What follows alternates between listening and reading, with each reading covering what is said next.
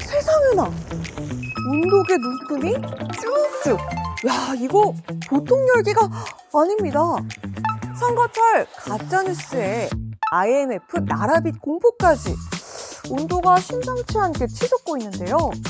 그 열기, 뉴사이다 한 모금으로 시원하게 내려드릴게요. 답답한 뉴스 속을 시원하게 뚫어드릴 오늘의 뉴사이다 팩트기상도 지금 시작합니다.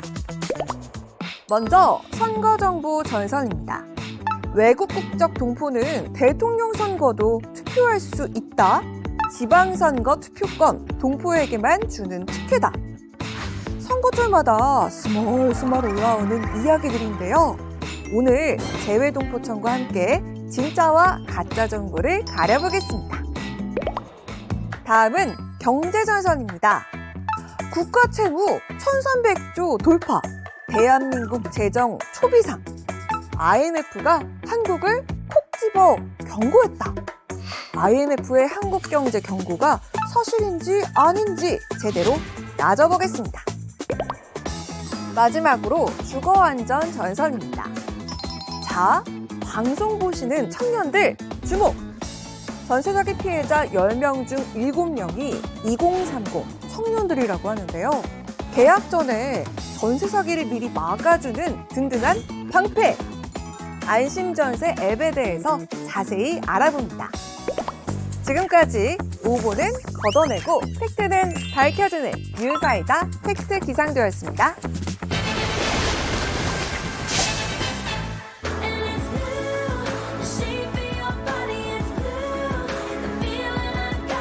시청자 여러분 안녕하십니까? 쏟아지는 정보 속에서 중심을 잡는 KTV 팩트체크 뉴사이다. 소문은 걸러내고 팩트만 남기는 팩트 정리맨 최대원. 여러분 안녕하세요. 답답한 뉴스엔 청량감을 헷갈리는 정보 속에 팩트만 콕 집어내는 팩트 족집게 강아랑입니다. 오늘도 저희 옆엔 법과 제도를 쉽고 정확하게 짚어주실 분이죠. 뉴사이다의 법률 내비게이션 서연희 변호사님 함께하십니다. 어서 오세요. 어서 오십시오. 네, 안녕하세요. 서연희입니다. 오늘도 답답한 논란을 법과 팩트로 시원하게 정리해드리겠습니다. 그렇습니다. 법률 내비게이션. 오늘도 안전운전 해보도록 하겠습니다. 자, 6.3 지방선거와 관련해서 가짜뉴스와 허위 정보를 검증하는 저희 뉴사이다의 팩트 수호 캠페인. 오늘 그 세 번째 시간인데요. 지난 시간에는 방송미디어통신위원회와 함께 AI 딥페이크와 SNS 가짜뉴스 대응을 짚어봤죠. 네, 오늘은 선거철마다 어김없이 등장하는 단골 소재죠. 네. 바로 외국 국적 동포 투표권 논란입니다. 근데 이게요, 선거 때만 되면 꼭 나옵니다. 마치 계절마다 찾아오는 감기처럼요. 그러게. 자, 그런데 문제는요, 감기보다 전파력이 빠르단 겁니다. 그렇습니다. 빛의 속도로 전파가 되죠. SNS나 단톡방에서 여러분 이런 말들 많이 들어보셨을 겁니다. 외국 국적 동포가 대선도 투표한다더라.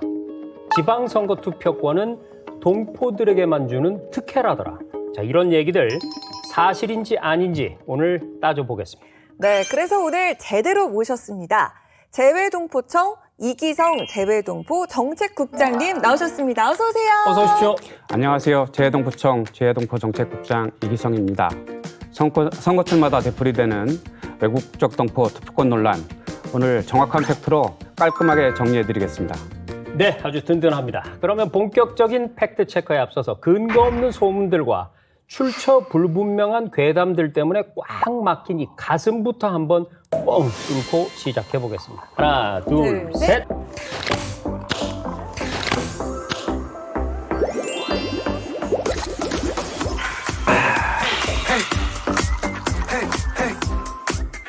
아, 이렇게 선거철만 되면 외국 국적 동포 관련 허위 정보가 번번이 등장하거든요. 네. 이게 워낙 민감한 사안이라 그런지 사실 확인도 없이 허위 정보가 퍼지는 경우가 정말 많은데요.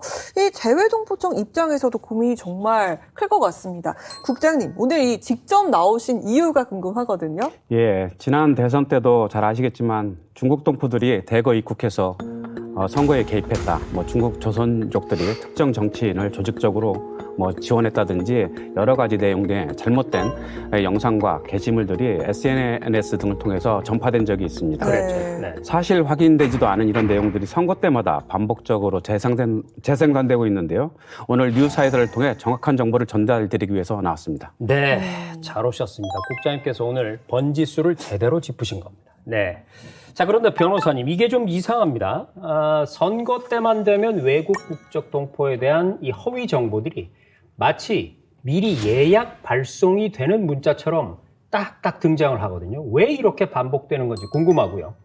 그리고 이 법적으로 이걸 좀 막을 방법은 없을까요? 네, 선거철마다 반복되는 이런 루머는 사실상 외국 국적 동포와 또 외국인 투표권에 대한 개념의 혼란 때문에 발생하는 것 같습니다. 그런데 이제 이에 대한 어떤 이런 루머들이 돌고 있을 때 처벌하는 방법은 약간 모호한 부분이 있습니다. 특정 후보와 결탁되어서 그 후보를 낙선하거나 당선시키기 위한 경우라면 공직선거법상 허위사실 유포죄 등으로 처벌할 수가 있지만 그냥 뭐뭐 하더라라는 정보에 불과하면 불안한 심리를 조장할 수는 있겠지만 법적으로는 딱히 처벌할 근거가 없다는 것이 조금 안타까운 점입니다. 빠져나갈 곳이 있으니까 자꾸 이런 허위 정보들이 퍼지는 것 같다라는 그런 그러게요. 생각이 드는데요. 이런 그 허위 정보는 순식간에 퍼지면서 힘도 더 세지잖아요. 그래서 더더욱 공유 전에 이거 잠깐 출처가 어디지? 한 번의 브레이크가 정말 중요할 것 같습니다. 그렇습니다. 자, 그러면 많은 분이 궁금해하실 질문 들어갑니다. 외국 국적의 동포가 투표할 수 있느냐 없느냐, 어디까지 할 수 있느냐, 시청자분들의 답답함을 200% 시원하게 뚫어드리는 시간이죠. 사이다보다 더 짜릿한 오보블록 격파 시작합니다. 네, 첫 번째 오버블록입니다.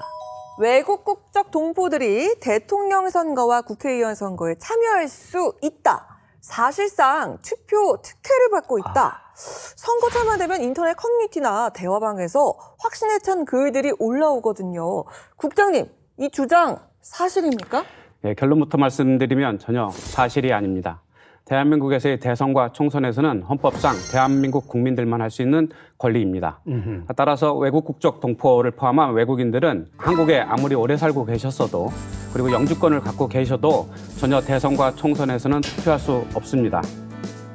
쉽게 말씀드리면 대한민국 여권을 가지신 분, 대한민국 국적을 가지신 분만 대선과 총선에 참여하실 수 있습니다. 그런데도 이런 허위 정보가 반복되는 건 아마 동포라는 이 단어가 주는 친숙함 때문에 마치 동포들에게 특별한 권한이 있는 게 아닌가, 권리가 있는 게 아닌가 이런 오해가 있는 것 같습니다. 전혀 사실이 아니었군요. 그렇습니다. 자, 외국 국적 동포가 대선과 총선에서 투표할 수 있다? 전혀 아닙니다. 맞습니다. 대선과 총선은요, 대한민국 국민의 권리죠. 자, 그럼 첫 번째 이 오버블록. 완전 가짜였어요. 이거 네. 제가 손날에 기를 부어서 한번 격파해 보도록 하겠습니다. 나날이 발전하고 네. 있습니다. 격파! 격파! 그렇습니다.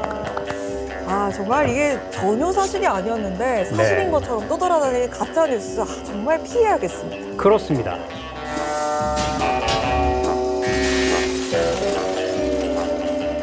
두 번째 오보블록입니다. 이번 6.3 지방선거와 관련해서도 반복적으로 등장하는 주장이 있죠. 지방선거 투표권은 동포들에게만 주는 특별한 권리다. 특정 동포 집단에 유리한 제도다. 자, 이 말만 들으면요. 뭔가 어떤 특별한 통로가 있는 것처럼 네. 느껴지거든요. 자, 국장님, 실제로는 네. 어떻습니까? 이 부분도 정확하게 말씀드리면 전혀 사실이 아닙니다. 네. 예. 그러니까 지방선거 외국인 투표권은 2006년에 처음 도입이 되었습니다. 네. 특별히 재외동포만 대상이 되는 것이 아니라 우리 국내에 계시는 외국인들이 특정한 조건을 갖췄을 때 부여되는 권리라고 보시면 되겠습니다. 어떤 조건인가요? 네, 조건은 크게 세 가지입니다. 첫째는 18세 이상의 연령이 되어야 되고요. 네. 두 번째는 영주권을 취득하고 아하. 최소한 3년 이상 우리 국내에 거주하고 계셔야 되고요. 세 번째는 해당 지자체에 외국인으로 등록대장에 올라 있어야 됩니다. 네. 이런 세 가지 조건을 모두 충족해야만 지방선거에서 투표하실 수가 있으신데요. 이런 세 가지 조건은 어떤 걸 나타내는 거냐면 지방에 외국인도 하나의 세금을 내고 지역 주민으로서 살고 계시다, 생활인이다라는 것을 조건으로 한다 이렇게 보시면 좋을 것 같습니다. 외국 국적 동포도 이러한 세 가지 조건을 모두 충족을 해야 되고요. 동포이기 때문에 특별히 뭘 쉽게 해주거나 조건을 완화해주거나 이런 것은 전혀 없다 이렇게 말씀드릴 수 있겠습니다. 그렇군요. 아, 네. 지방선거 투표권은 동포들에게만 주는 특별한 권리다? 아닙니다. 동포라서 주는 게 아니고요. 일정 조건을 충족한 외국인이라면 모두에게 동일하게 적용되는 제도입니다. 두 번째 오보블록도 깔끔하게 한번 정리해 보겠습니다. 오늘은 제가 망나니 칼로 허위 정보를 단칼에 베버리도록 하겠습니다. 그런데 그동안 제가 좀 이 KTV CGC를 너무 혹사를 시켜가지고 오늘은 소품을 준비했습니다.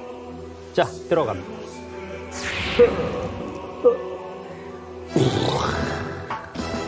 에이, 에이. 기가 막히게 잘렸습니다. 이렇게 깔끔하게 잘리는 칼이라니요. 아, 속이 좋습니다. 다 시원합니다. 네. 됐죠?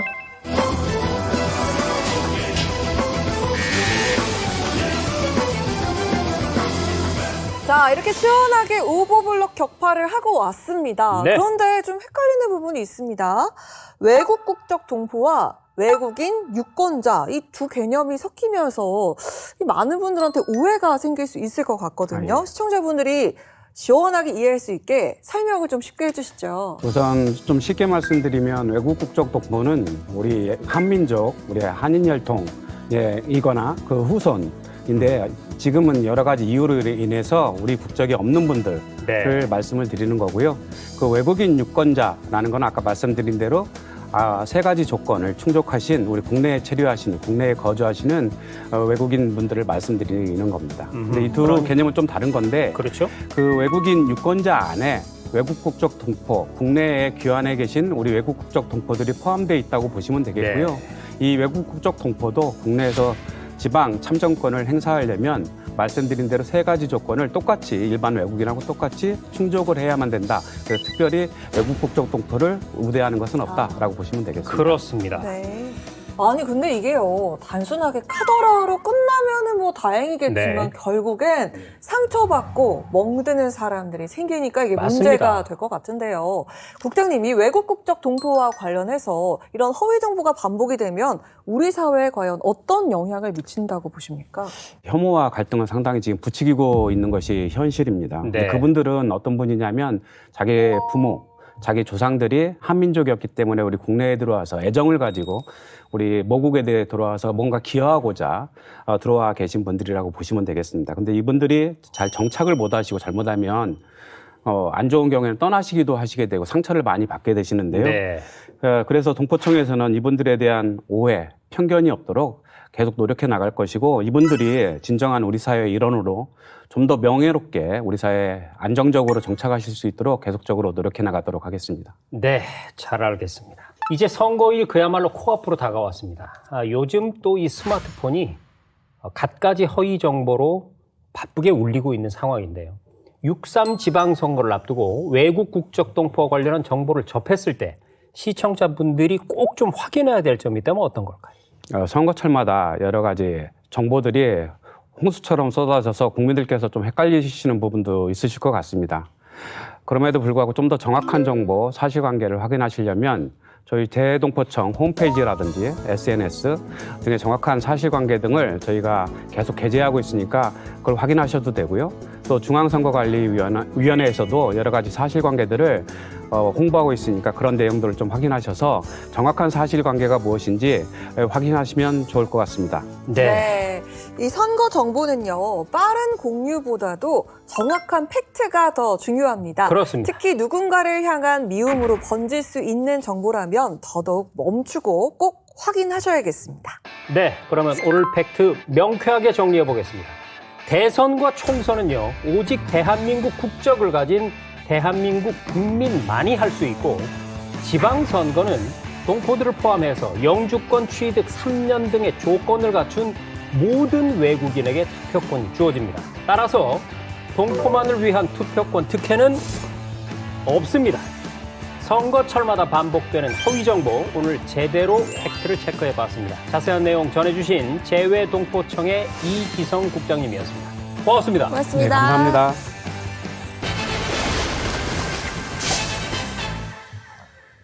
자, 최근에 시청자 여러분 이런 기사들 보셨을 것 같습니다. 국가 채무 껑충, 네? 나라 살림 적자, 어이구, 국가 채무 경고 등. 세상에. 네, 제목만 보면 무슨 나라 살림에 큰일이라도 난 것 같은 그런 기사들이에요. 그렇죠. 거기에 IMF의 경고 아. 이런 말까지 붙으니까요. 일반 국민들 입장에선 이게 뭔지 모르지만 나라 빚이 엄청 늘어서 우리 경제 문제가 생기나 보다 이런 불안이 생기거든요. 그렇습니다. 과연 국가 부채 때문에 국가 재정이 흔들리고 있는 상황일까요? 오늘 자세한 내용 알아보겠습니다. 시청자 여러분께 쉽고 자세하게 나라 살림에 대한 설명을 드리기 위해서 두 분이 나오셨습니다. 네, 먼저 우리나라 경제 전반을 책임지는 부처죠. 재정경제부의 최시훈 재정기획과장님 모셨습니다. 어서 오세요. 어서 오십시오. 안녕하세요. 재정경제부 재정기획과장 최시훈입니다. 국가재정과 관련한 오해 속 시원히 풀어드리겠습니다. 네, 그리고 국가 예산과 재정 운용을 설계하고 관리하는 곳이죠. 곡간 관리하는 곳입니다. 기획예산처의 오현경 지속가능재정과장님도 오셨습니다. 어서 오십시오. 네, 안녕하세요. 기획예산처 지속가능재정과장 오현경입니다. 나라 살림과 관련된 오해에 대해 자세히 말씀드리겠습니다. 네, 아주 든든합니다. 그런데 보통 이게 한 분이 출연하시는데요. 이렇게 두 분이나 나오신 걸 보니까 하고 싶은 얘기가 참 많다 내지는 평소에 좀 한이 많이 쌓였나 이런 생각도 해봅니다. 네. 오늘 시원하게 사실 확인 부탁드리고요. 그럼 본격적으로 국가 부채와 관련해서 최근에 나온 우려들을 좀 확인해 보겠습니다. 먼저 최관영님께 여쭐게요. 지난 4월에 IMF 재정 모니터 보고서를 두고 국내 언론들의 국가 부채 관련 기사들이 많이 쏟아졌는데 내용을 보면 IMF가 한국을 콕 집어서 나라 빚에 대해서 심각하게 경고를 했다. 우선 이건 사실인가요? 먼저 한국을 콕 집어서 경고했다는 표현은 과장된 측면이 있습니다. 네. IMF 재정 모니터는 전 세계 모든 회원국들의 재정 상황을 반기마다 점검해 발표하는 보고서입니다. 네. 한국만 따로 떼서 평가하는 게 아니라 모든 나라가 함께 들어가 있는 거죠. 보고서에서 올해 한국의 국가부채 비율을 54.4%로 제시했는데요. 네. 이건 작년 10월에 발표한 전망치보다 2.3%포인트 낮아진 수치라는 점을 명심해야 합니다. 그리고 IMF가 한국만 따로 떼서 평가하는 것을 보려면 작년에 발표한 한국과의 연례협의 보고서를 보면 되는데요. 한국의 중앙정부 부채는 지속 가능하며 상당한 재정 여력을 보유하고 있다라고 평가한 바 있습니다. 네. 네. 자, 그런데 최근에 이 기사 제목을 보고 제가 깜짝 놀랐습니다. 국가 부채 1,300조 원 돌파, 이어서 국민 1인당 2,500만 원 빚. 거기에다 대한민국 재정 초비상 뭐 이런 제목도 있더라고요. 진짜 나라빚 때문에 우리나라 재정 건전성이 위험한 수준이다 이렇게 봐야 되는 겁니까? 결론부터 먼저 말씀드리면요. 걱정되는 수준이라고 보기는 어렵습니다. 네. 1,300조 원이라는 숫자 자체가 분명히 큰 금액입니다. 하지만 절대 금액보다 중요한 게 우리나라 경제 규모를 같이 봐야 됩니다. 개인으로 보면 빚이 1억이 있는데 소득이 10억인 사람이랑 2천만 원인 사람이랑 부담이 완전히 다르지 않습니까? 맞습니다. 그래서 우리나라 26년 일반 정부 부채 D2라고 하는데요. 요거를 보시면 GDP 대비 비율이 IMF 전망 기준 54.4%입니다. 그러니까 GDP 한 절반 수준으로 보시면 되고요. 이거는 G7 등 선진국가가 한 100% 정도 되는데 이거의 절반 수준입니다. 또 하나 더 짚어드리자면 1인당 2,500만 원 빚이라는 그런 표현입니다. 이것은 정부가 가진 자산은 빼고 빚만 인구로 나눈 숫자라서 실제보다 부담이 훨씬 커 보입니다. 네. 가정에서 빚이 1억이 있어도 집이나 예금 같은 자산이 있으면 다르게 봐야 되기 때문에 나라 살림도 자산과 부채를 함께 보는 것이 균형 잡힌 시각이라고 할 수 있겠습니다. 네. 네, 그렇군요. 재정 건전성을 말할 때 순부채 비율 이야기도 나오는데요. 최근엔 한국 순부채 비율 10%는 연기금 착시일 뿐 이런 기사가 있었습니다. 네. 변호사님, 이 기사 내용 간략하게 소개 부탁드리겠습니다. 해당 기사에서는 이제 부채에서 금융자산을 공제한 것은 재정 건전성을 판단하기엔 좀 부적절하다는 그런 비판적인 논조였습니다. 예를 들어서 이제 국민연금공단에서 연기금을 가지고 있고 1,000조에서 지금 1,500조 이상으로 잘 운영을 하고 있습니다. 네. 그런데 이 국민연금 기금을 이제 부채에서 빼고 순부채가 10%라고 계산을 했다는 것이죠. 이 기사의 논조는 이 국민연금은 결국 국민에게 지급해야 되는 이제 부채 개념이라고 봐야 된다. 이걸 자산으로 보고 공제하는 것은 적절하지 않다. 이런 내용이었습니다. 그렇군요. 자, 우리 AI급 변호사님께서 잘 기사 내용을 정리를 해주셨는데, 그럼 최 과장님, 순부채 비율이 낮은 건 연기금 착시일 뿐이다. 이 얘기 맞는 얘기입니까? 사실과 다릅니다. 그 순부채는 IMF에서 제시하는 개념인데요. 네. 그 정부가 가진 부채에서 정부가 보유한 부채성 금융 자산을 뺀 값입니다. 정부의 실질적 재정 여력을 평가할 때 같이 보는 지표라고 말씀드릴 수 있겠습니다. 네. 다만 그 일부 기사에서 국민연금 적립액 1,500조 원이 차감돼서 순부채가 낮아졌다라는 주장도 사실과 다른 측면이 있습니다. 실제 순부채 산출할 때 국민연금이 보유한 부채성 금융자산도 일부 차감되지만 그 밖에도 외국환 평형기금, 국민주택기금 같은 다른 정부 기금들이 가진 금융자산도 네. 상당 부분 차감됩니다. 만약에 일각의 주장대로 국민연금의 부채성 금융자산을 차감을 하지 않더라도 순부채 비율은 20% 수준이고요. 이는 선진국 평균인 80%보다 훨씬 낮은 수준입니다. 그렇네요. 지금 똑 떨어지게 숫자로 비교를 해주셨는데, 그런데요, 과장님, 그 얘기를 딱 하지 않습니까? 그럼 바로 반격을 하는 얘기가 뭐냐면, 국가부채의 규모가 문제가 아니다. 늘어나는 속도가 빠르다는 게 문제다. 또 이런 얘기를 합니다. 이 부분 한번 짚어주시죠. 제가 말씀드리겠습니다. 증가 속도가 빠른 것은 사실입니다. 다만 재정의 지속 가능성은 속도만 볼 게 아니고요. 부채를 감당할 수 있는 여력이 있냐 없냐를 봐야 됩니다. 즉 부채 규모, GDP 성장률, 이자 지출 감당 능력, 대외 신인도 등을 종합적으로 봐야 합니다. 앞서 말씀드린 대로 우리나라 부채 수준은 주요 선진국 대비 절반 수준이고요. 네. GDP 대비 이자 비율은 1% 수준으로 주요국 대비 높지 않고 22년도에서 27년까지 증가폭 전망도 낮아서 충분히 감당 능력이 있다고 보여집니다. 네.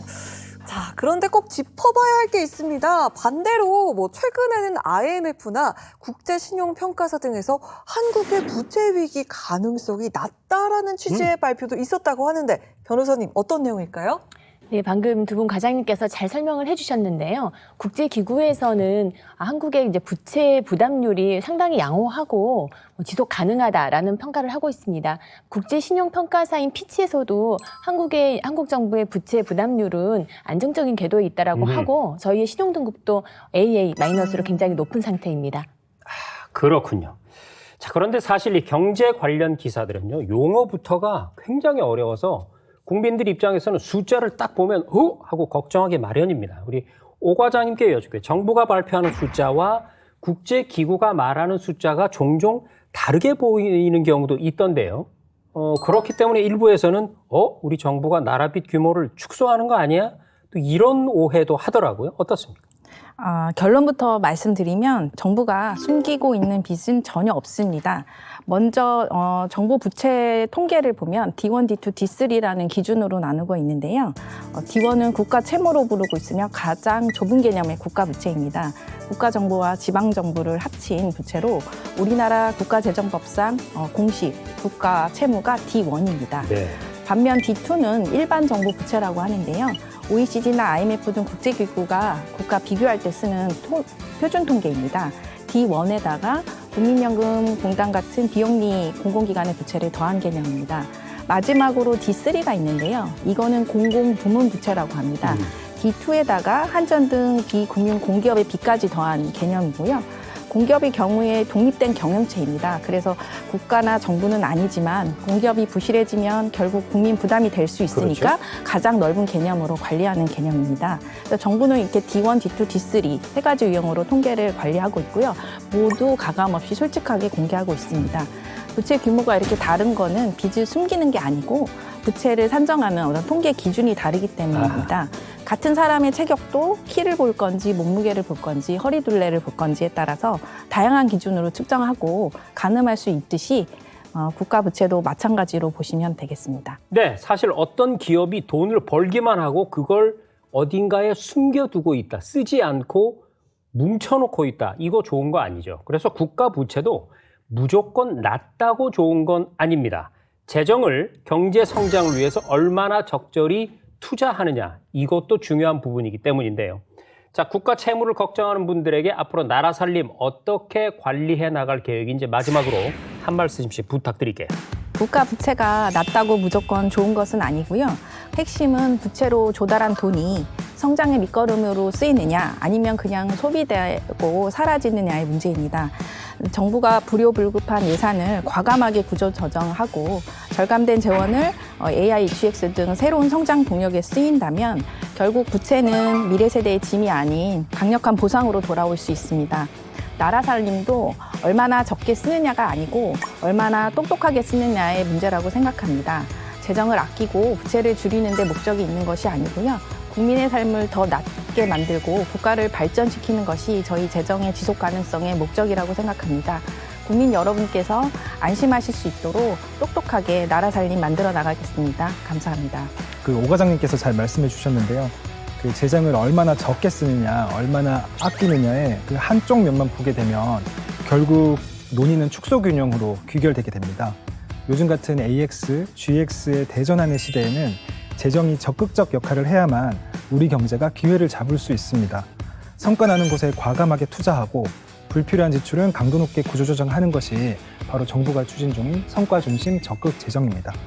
재정이 현명한 투자자 역할을 수행하여서 성장률을 높이고 이를 통해서 부채 비율을 낮추고 그 재정의 지속 가능성을 높이는 재정의 선순환을 만들어 가겠습니다.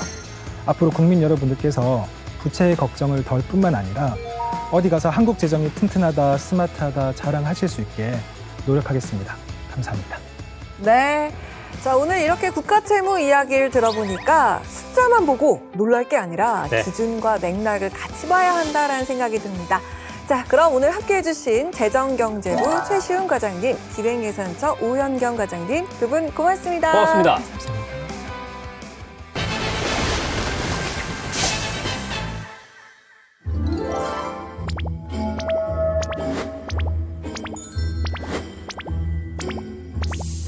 아니 얘야, 이 사진 진짜니?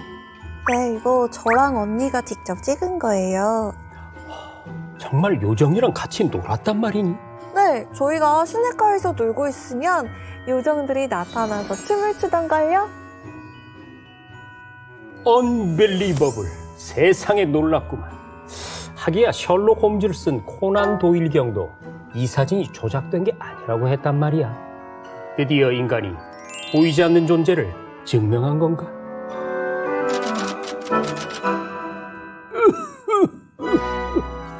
세월이 많이 흘렀으니 다시 한번 여쭤보겠습니다. 할멈, 그때 정말 요정이 나타났던 게 맞나요? 아이고, 이제는 말을 해야 되겠어요. 사실 그 요정은 없었어요. 네? 아니 그럼 사진 속의 이 요정은 무엇이었나? 아, 그게 말이지, 그게 책에 있었던 요정 그림을 내가 오려가지고 핀으로 고정을 했던 거예요. 그리고 카메라로 찍었죠. 세상, 그런 단순한 트릭으로 찍은 사진을 세상 사람들이 그렇게 쉽게 믿어버렸단 겁니까? 야, 이럴 수가. 이거 종이인형과 핀 하나로 전 세계를 다 속인 거네요. 그러게요. 요즘 말로 하면 초저예산 합성 사진이었습니다. 그렇습니다. 100여 년 전 당시 영국은요 1차 세계대전으로 매우 지쳐있는 상태였죠. 많은 사람들이 요정 같은 신비로운 존재에 기대고 싶은 마음이 이런 가짜 사진에 홀딱 넘어간 이유라고도 할 수 있을 겁니다. 아니, 결국 보고 싶은 것만 보고 믿고 싶은 것만 믿는 심리의 취약성으로 볼 수 있겠습니다. 요즘 정말 그 AI로 만든 가짜 사진이나 영상이 내 입맛에 맞으면 또 재밌으면 그거 쉽게 믿는 경우가 많잖아요. 네, 그래서 어떤 면에선 더 위험하다고 볼 수가 있죠. 기술이 발전하면서 조작 사진이나 영상을 만드는 게 훨씬 쉬워졌으니까 말이죠. 네, 눈에 보인다고 다 진실은 아니라는 것.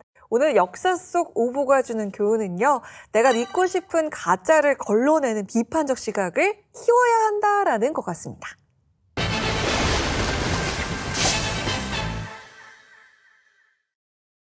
네, 잘못된 정책 정보를 톡 쏘는 시원함으로 풀어드리는 저희 뉴사이다는요. 알려지지 않은 좋은 정책도 여러분께 시원하게 알려드립니다. 뉴사이다가 전하는 굿뉴스, 굿정책입니다. 네, 오늘은 말이죠. 전 국민의 재산을 지켜주는 든든한 방패를 소개해 드리려고 합니다. 전세사기. 바로 이걸 막아주는 든든한 방패입니다. 아니 그 단어는 한 글자씩 끊으니까 더 무서운 것 같은데요. 그렇습니다. 전세 사기. 아니 듣기만 해도 심장이 철렁합니다. 근데 이걸 미리 막아주는 방법이 있다고요? 그렇습니다. 그럼 빨리 만나봐야겠습니다. 주택도시보증공사 안심전세 AXTF팀의 홍덕 차장님이 나오셨습니다. 차장님 어서 오십시오. 어서 오세요. 안녕하세요. 주택도시보증공사 안심전세 AX혁신TF의 홍덕입니다. 전세계약 사실 어렵고 복잡하게 느껴질 수 있는데요. 오늘은 누구나 쉽고 간편하게 전세 위험을 확인할 수 있는 안심전세 앱에 대해 설명드리겠습니다. 네.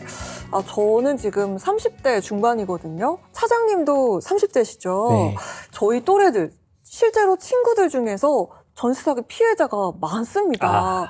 근데 제가 또 듣기로는 이 전세 사기 피해자의 70%가 2030 우리 청년들이라고 하는데 차장님 이렇게 우리 청년들이 전세 사기를 많이 당하는 이유, 이 관련 정보가 부족해서일까요? 사실 청년분들이 전세 사기를 많이 당하는 이유는 정보를 어디서 어떻게 찾아야 하는지 알기가 어렵기 때문입니다. 등기부등본, 시세, 선순위 권리관계 등등 확인해야 할 건 많은데 일반 국민들 입장에서는 쉽지가 않거든요. 네. 그래서 집이 괜찮아 보인다든지 가격이 적당해 보인다는 느낌만으로 계약을 하는 경우가 생기다 보니 전세 사기 위험에 쉽게 노출되는 것입니다. 사실 뭐 등기부 등본이라든지 뭐 시세, 보증보험, 권리관계 정말 전세 계약 한번 하려면 복잡해서 뭐가 뭔지 모르겠다. 이런 분들 많이 있습니다. 집이 좋아 보이면 그리고 싸면 계약을 했는데 알고 보니까 사기였다. 이런 경우 많거든요. 이런 피해를 예방하고 또 구제할 수 있는 든든한 방패가 나왔는데 안심 전세 앱이라는 겁니다. 이게 어떤 건가요? 쉽게 말씀드리면 전세 계약 전에 이 집이 괜찮은 집인지 확인해 볼 수 있는 앱입니다. 여기서 괜찮냐는 건 안전한 집인지. 맞습니다. 네. 내가 계약하려는 전세 보증금이 적정한지 또 보증 가입은 가능한지 확인할 수 있고 임대인의 보증 사고 이력이나 세금 체납 여부 같은 정보도 확인할 수 있습니다. 예전에는 알기 어려웠던 정보들을 한눈에 쉽게 확인할 수 있게 만든 거죠. 한마디로 괜찮은 집인가와 믿을 만한 집주인인가를 함께 보는 안전장치라고 생각하시면 됩니다. 네, 안심 전세 앱. 한마디로 내가 이사갈 집이 나중에 전세 보증금 못 돌려받을 가능성은 없는지 진단을 해주는 그런 앱이네요. 그렇습니다. 자, 그렇다면 대표적인 전세 사기는 어떤 게 있고 또 피해가 생겼을 때 법적으로는 어떻게 대응해야 할까요? 네, 전세 사기가 굉장히 유형이 많습니다. 그중에 대표적인 걸 좀 소개를 드리자면요. 첫 번째는 깡통 전세. 다들 아실 것 같습니다. 전세금이 너무 높아서 집값에 육박하는 경우, 이런 경우가 있고요. 두 번째는 이제 바지 사장이라고 들어보셨을 텐데, 네. 바지 집주인이라는 개념도 있습니다. 처음에 전세 계약을 했을 때는 집주인이 재정 여건도 좋은 것 같고, 담보 능력도 있는 것 같았는데, 전세 계약을 하고 나니 집주인이 바뀌어 있는 것입니다. 근데 그 집주인에게는 재정적 능력이 없는 경우죠. 이런 경우에는 결국에는 이제 경매를 통해서 담보물 매매를 통해서 돈을 돌려받아야 되는데요. 손해를 보시는 경우가 많이 발생할 수 있습니다. 또 세 번째는 대리인에 의한 전세 계약을 좀 조심하셔야 되는데요. 집주인이 바빠서 못 나온다 이러시면서 대리인이 나오시는 경우가 있잖아요. 그럴 경우에는 위임장을 꼭 챙겨보셔야 되고요. 네. 위임장에는 다 인감 도장과 인감 증명서 등이 첨부되어 있는지 확인을 하시고 가급적 잔금 기일에는 집주인을 만나서 그렇죠. 얼굴을 보고 확인하시는 게 가장 좋습니다. 이제 마지막으로는 이제 확정일자의 대항력의 공백을 이용하는 방법이 있습니다. 보통 전입 신고를 하시고 확정일자를 받으시는데요. 그날 0시부터 대항력이 발생을 합니다. 그런데 미리 작정을 하고 그 사이에 담보를 새로 받는다거나 매매 계약을 해서 이 대항력보다 우선순위가 되는 경우에는 좀 문제가 생깁니다. 그래서 방금 말씀하신 안심 전세 앱을 통하여 꼼꼼하게 확인을 해보시면 많은 도움이 될 것 같습니다. 네. 자, 그런데 변호사님, 이 전세 보증금을 못 돌려받는 건요, 보이지 않는 권리 관계 때문인 경우가 많은데, 계약 전에 그 안심 전세 앱으로 등기부까지 내가 다 확인을 했는데, 나중에는 내가 몰랐던 권리 관계가 나와서 보증금을 못 받는다. 자, 이런 경우에는 어떻게 좀 예방할 수 있을까요? 네, 사실 잔금을 치르면서 마지막으로 이제 등기부를 확인을 하시는데요. 사실 계약을 하기 전에 등기부를 봤는데 권리관계가 너무 복잡한 집은 조금 조심하시는 게 좋습니다. 나중에 또 다른 문제가 생길 가능성이 있기 때문이고요. 두 번째로는 저희가 보통은 계약 문구를 쓰실 때요, 특약사항을 좀 넣으시라고 저희가 말씀을 드립니다. 그 전세 계약을 하실 때 잔금 지급일에 다른 담보권을 설정하지 않는다. 아하. 그리고 또는 기존의 담보를 말소한다라는 이런 특약사항을 넣으시면은 손해배상 청구나 계약 해지를 하실 때 좀 도움이 되죠. 그리고 마지막으로는 이제 그 안심전세 앱에서 가입이 가능하실 것 같은데, 그 주택도시공사에서 하시는 그 전세금 보증 보험을 좀 꼭 드시라고 말씀을 드리고 싶습니다. 바로 그걸 제가 지금 여쭙고 싶었는데, 최근에 전세 사기 피해를 하도 많이 당하다 보니까 보증보험 가입, 이 얘기 참 많이 나오거든요. 자, 차장님, 이 안심전세 앱으로 이 보증보험 가입이 가능하죠? 네, 가능합니다. 이제는 은행이나 지점을 방문하지 않아도 모바일로 간편하게 전세보증금 반환보증 가입이 가능합니다. 안심전세 앱으로 전세 계약 전에 위험 여부를 한번 진단해 보셨다면 그 이후에는 보증에 가입하셔서 한 번 더 안전장치를 마련하시기를 권장드립니다. 네. 자, 마지막으로 시청자 여러분들 중에서 혹시 전세 계약을 앞두고 막연한 불안을 갖고 계신 분들 있을 텐데요. 자, 이런 분들께 당부의 한 말씀 부탁드리겠습니다. 전세 사기는 운이 나빠서 당하는 게 아니라 확인하지 못해서 생기는 경우가 많습니다. 계약 전에 한 번만 더 확인하면 피해를 충분히 막을 수 있으니까 전세 계약을 앞두셨다면 꼭 안심전세 앱부터 먼저 확인하시기를 권해드립니다. 네, 잘 알겠습니다. 사회 초년생들에게 전세 계약은 인생에서 굉장히 큰 결정입니다. 자, 집 보러 갈 때 설렘도 중요하지만 확인이 중요하다는 사실 잊으시면 안 됩니다. 오늘 안심전세 앱에 대해서 친절하게 소개해 주신 주택도시보증공사의 홍덕 차장님이었습니다. 고맙습니다. 고맙습니다. 네, 오늘도 세 가지 정책 이슈를 팩트로 시원하게 짚어봤습니다. 외국 국적 동포 투표권 허위 정보는 깜빡 속지 마시고요. 팩트 체크. 나라빗 허위 정보는 숫자에 놀라기 전에 맥락 확인. 전세 계약 도장 찍기 전에요. 안심 전세 앱 확인. 오늘 핵심은 바로 이 세 가지입니다. 그렇습니다. 팩트는 늘 확인이 중요합니다. 자, 그리고 이 시간이 빠지면 섭섭하겠죠. SNS에서 요즘 핫하다고 저만 주장하고 있는 유사이다 화장실 명언 한마디 시간입니다. 오늘은 선거 허위 정보로 한번 가보겠습니다. 선거 허위 정보 유포는 도둑질이다. 왜요? 나의 소중한 미래에 대한 선택권을 훔쳐가니까. 와, 역시 명언 제조기. 감사합니다. 그럼 제가 오늘 좀 한마디 남겨봐도 될까 좋습니다. 싶은데, 급할수록 공유하지 말고 헷갈리면 확인하자. 팩트체크 없는 확신은 화장실에서 휴지 없는 자신감이다. 오, 어떻습니까? 화장실에서 휴지 없는 자신감. 요거 화장실에 걸릴 만한데요. 네, 전국 투표소 화장실 벽에 걸리는 그날까지 유사이다 화장실 명언은 앞으로도 계속됩니다. 정보의 시대일수록 확인하는 습관이 나를 지키고 공동체를 지킵니다. 오늘 함께해 주신 정책 담당자분들과 서현애 변호사님 모두 수고 많으셨습니다. 지금까지 KTV 팩트체크 유사이다였습니다. 다음 주에도 뉴사이다에서 만나요. 고맙습니다.